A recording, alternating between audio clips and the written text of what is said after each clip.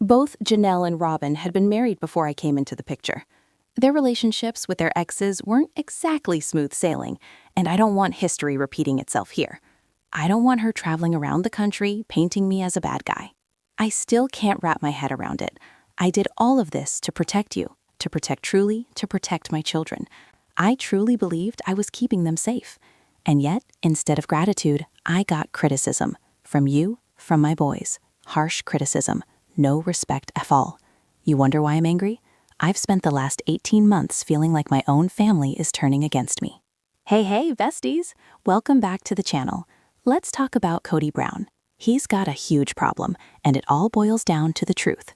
Kody has spent nearly 15 or almost 16 years on television, and over that time, countless hours of footage captured his marriages, breakups, and separations. That content gave us a front-row seat to who he really is. Fast forward to the present. The breakups began around the COVID era. Christine left in September 2021, though they separated earlier in April. Janelle followed, leaving him in spring 2022, and then Meri in the summer. These weren't sudden decisions. They were years in the making. Now Kody is in apology mode. What's odd, though, is that he frames his apologies as being about not loving them anymore or being angry. But the real motive was clear years ago. When Christine first left, Kody panicked, not because of heartbreak, but because he didn't want her sharing her side of the story. He spent months before and after the split, insisting that Christine could never find a good man if she left him. His message was basically, if she could leave a good man like me, how would she ever find love again? Spoiler alert, she did. She found someone wonderful. But Kody's real issue was honesty, Christine telling the truth about him. He even threatened her about child support, warning that she'd find a man who'd take all of his money, and pressured her to promise not to pursue him legally. And yes, this happened on camera. He warned her, if she went to court for child support, well, you can guess the rest. He warned her that if she went after child support, he'd go after all of her money. The lawyers would take their cut, and she'd end up with nothing. And yes, this all happened on camera. Fast forward to now, and Kody is trying to apologize to Christine, right in the middle of their child custody battle and just before her book is set to come out. Let's unpack that. Kody's perspective: if Christine gets a boyfriend who wants any part of their money, between him, her new partner, and the laws in Utah, he risks losing access to Truly and his finances entirely. But then she paints him as the bad guy, and Kody's frustrated because he feels it's manipulation. He sees it as her trying to clear her conscience, to reassure herself so she can find someone new who will trust her.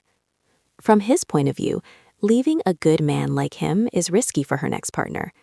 And all the pouting, tantrums, and perceived manipulation, that's what fuels his anger.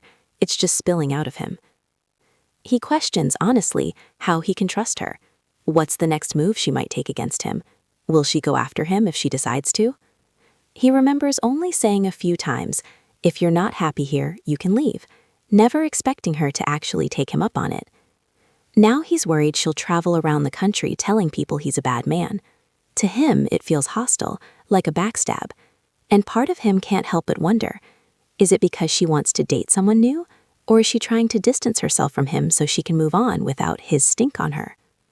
Kody frames it in his own terms: greedy boyfriend, opportunistic new husband, someone who takes advantage. It's betrayal in his eyes, and that stings.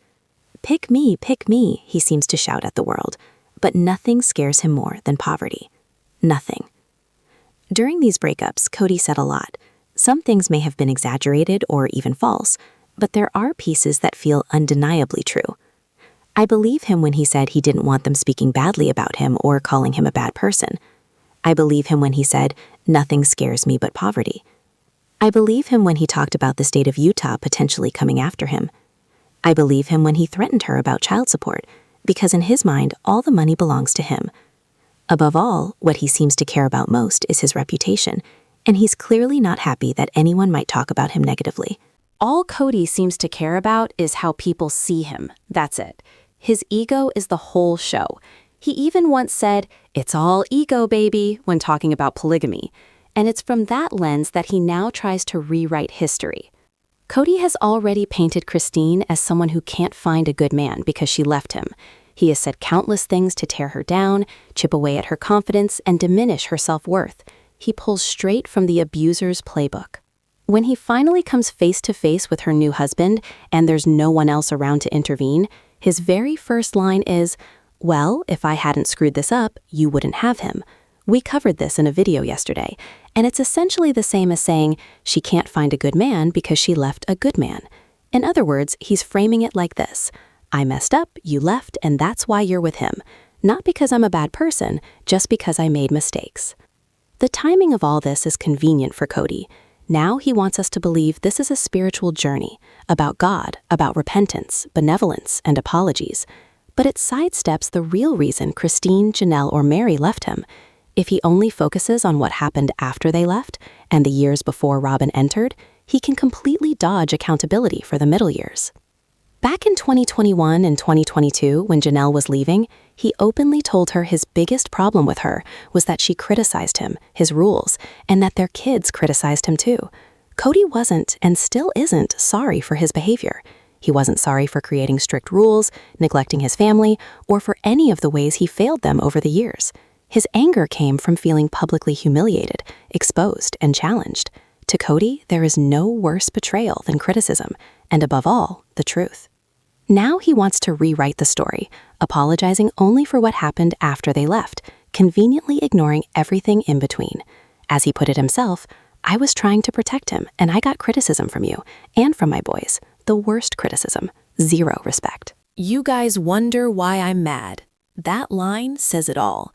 And then there's the tension. He just keeps talking, even when it gets intense. I'm sorry, I just went, you and I see this very differently, Kody. It's not all my fault. This is not my fault. And yet, Kody acts like it is. He wishes he could turn back the clock. Several of Kody's more abusive moments were caught on camera, with everyone sitting there watching. This particular moment was after Christine left, but Robyn was often present when Kody lost his cool, when his yelling escalated. And what's striking is how Robyn handled it. She'd tell Janelle to just stay and listen, even if it got intense. That was her approach. Endure it. But let's be real. If Robyn herself were on the receiving end, she'd probably walk right out the door. For Kody, losing control is terrifying. He can no longer control the story. He can't keep everyone silent. Even in this season, Christine isn't even talking about Kody most of the time. She's speaking about leaving polygamy, about the differences between being married to David versus being in a polygamous relationship, and about how her treatment with Kody differed from her treatment with David. It's not about bitterness, it's about understanding what she didn't know before. Janelle is slowly pulling herself out of Kody's mind games, and Meri is learning to move forward too, disentangling herself from the faith and recognizing the damage caused by the system that put her in polygamy in the first place. All of this created a backdrop of constant tension and hostility. Sometimes they respond to Kody's angry outbursts, but mostly they don't dwell on them. They might joke about it or correct producers if asked, calling out lies when Kody says something untrue. But the one who is truly obsessed with what everyone says about him, that's Kody. Christine, on the other hand, has always taken a simple approach. He's lying about what he says about me. It stings, yes, but she doesn't let it define her, and she knows the truth. Janelle and Meri have said much the same thing. Janelle explained that Kody is trying to rewrite the past to fit where he is today, essentially to justify why he's now only with Robyn. In order to do that, he had to discard everyone else. She even acknowledged this during a tell-all, talking about narcissistic behavior, how people get discarded, how love bombing works, and then how the cycle repeats. Now everyone else is moving on. Christine is married, Meri is dating, Janelle is preparing for a spiritual release. All financial ties are severed. Kody is left with just Robyn. And of course, the cracks in his marriage are starting to show. So what does he do? He pivots, going on this apology tour. Part of the strategy seems to be to get Robyn off television.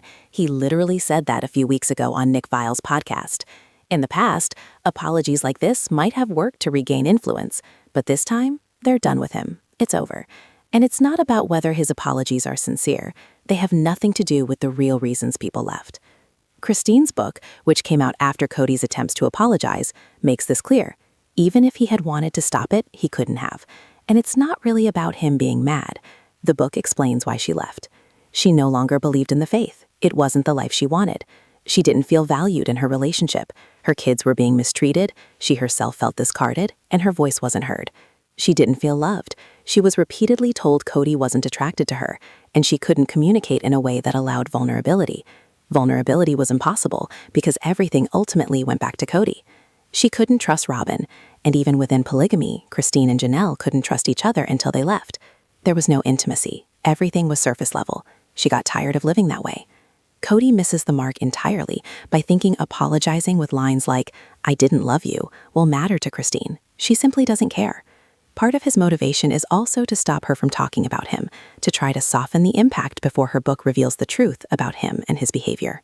And let's not forget, part of Kody's goal is to stop Christine and David from accessing what in the real world we call child support. In Kody's mind, the kids aren't entitled to anything. It's all his money. His mindset hasn't changed. He's still terrified of Christine, Janelle, and Meri telling the truth. He's still afraid his children will speak openly. At his core, he fears being exposed as a bad man. And honestly, he has done some very bad things, some of them even illegal, blatantly on national television. And somehow he's never been investigated by any federal agency. It's still wild to think about. Kody is walking on eggshells, trying to stop his past from catching up with him, but he'll never succeed. Not as long as the show is airing. We'll only get pieces of the story. Once the cameras stop rolling, the full truth will come out, and it's going to be messy. He's still paranoid about Christine and her greedy boyfriend, still obsessed with criticism, still angry about what people are saying about him. His apology tour is just a way to try to fix that, apologizing for his behavior after they left. But none of it makes sense. The show has already documented exactly what happened. While we don't see the full picture, there's more than enough evidence to know that much of his apology is disingenuous. So, what do you think about all of this? Drop your thoughts in the comments below. Don't forget to give this video a thumbs up, subscribe if you haven't yet, and click the bell so you never miss a new video. Thanks so much for watching. Bye, bestie.